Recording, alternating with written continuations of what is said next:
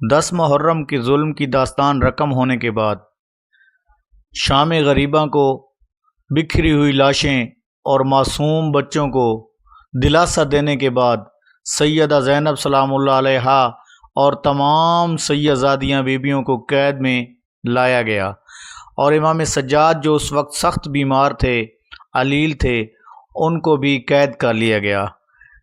یہ تمام اہل بیت علیہم السلام کا قافلہ جو قیدی بنا لیا گیا، اس کو یزید ملعون کے دربار میں پیش کرنے کے لیے شام کی طرف لے جایا گیا۔ تمام قافلہ قیدی بنا کر جگہ جگہ پہ روکا گیا، بازاروں میں، چوکوں میں، چوراہوں پہ، ہر جگہ پہ جشن کا اعلان کیا گیا کہ ہم نے جنگ جیت لی ہے، ہم نے ایک باغی کو مار دیا ہے۔ لیکن اللہ کا کرشمہ اور اللہ کا حکم کچھ اور تھا۔ جب قافلہ دربار یزید ملعون میں پہنچا تو امام سجاد علیہ السلام شدید بیماری کے باوجود دربار میں کھڑے ہوئے اور سچائی کا اعلان کیا، اے لوگو، جو مجھے پہچانتا ہے وہ پہچان لے، اور جو نہیں پہچانتا میں اسے اپنا تعارف کرواتا ہوں۔ میں علی بن حسین ہوں، میں اس حسین کا بیٹا ہوں جسے فرات کے کنارے پیاسا شہید کر دیا گیا۔ میں اس کا بیٹا ہوں جسے بے جرم و خطا بے گناہ قتل کیا گیا۔ امام علیہ السلام کی آواز بلند ہوئی، نہ اس نے کسی کا خون بہایا تھا، نہ کسی کا مال لوٹا تھا، پھر بھی اس کا لاشا میدان کربلا میں بے گور و کفن چھوڑ دیا گیا اور اس کے اہل بیت کو قیدی بنا کر شہر بشہر گھمایا گیا۔ میں اس شہید کا بیٹا ہوں جو سب سے افضل اور اعلیٰ بزرگوں کا وارث ہے۔ میرے دادا حضرت حمزہ ہیں جنہیں رسول خدا صلی اللہ علیہ وآلہ وسلم نے سید الشہداء اور اسد اللہ کہا۔ میرا چچا جعفر طیار ہیں جنہیں جنت میں اللہ نے 2 پر عطا کیے تاکہ وہ فرشتوں کے ساتھ پرواز کریں۔ تم میرا تعارف چاہتے ہو تو سن لو، میرے نانا محمد مصطفیٰ جیسا، میری ماں فاطمہ الزہرا ہیں، میرے والد حسین ہیں اور میرے چچا حسن ہیں جنہیں اللہ نے جنت کے جوانوں کا سردار بنایا۔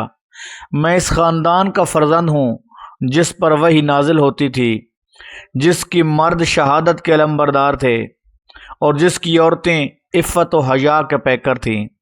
دربار میں سناٹا چھا جاتا ہے۔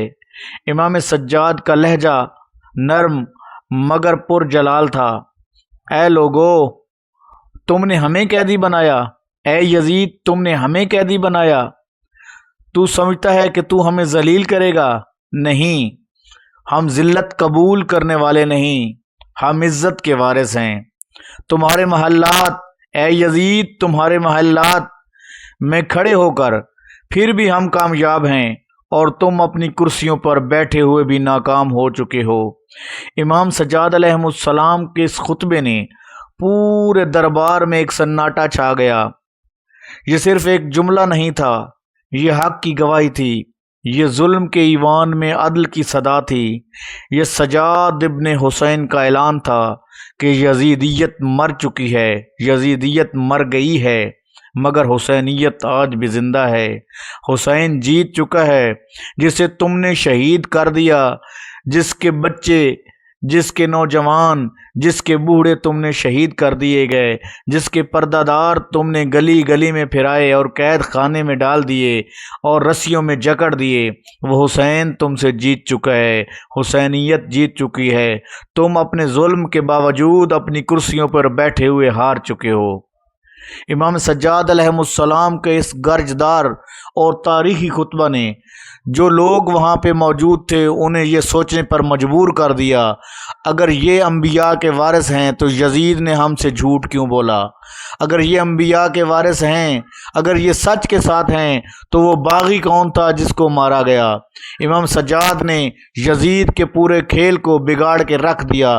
امام سجاد نے یہ ثابت کر دیا کہ وقت پہ ان کی گرفت ہے اور وہی حق کے ساتھ ہیں۔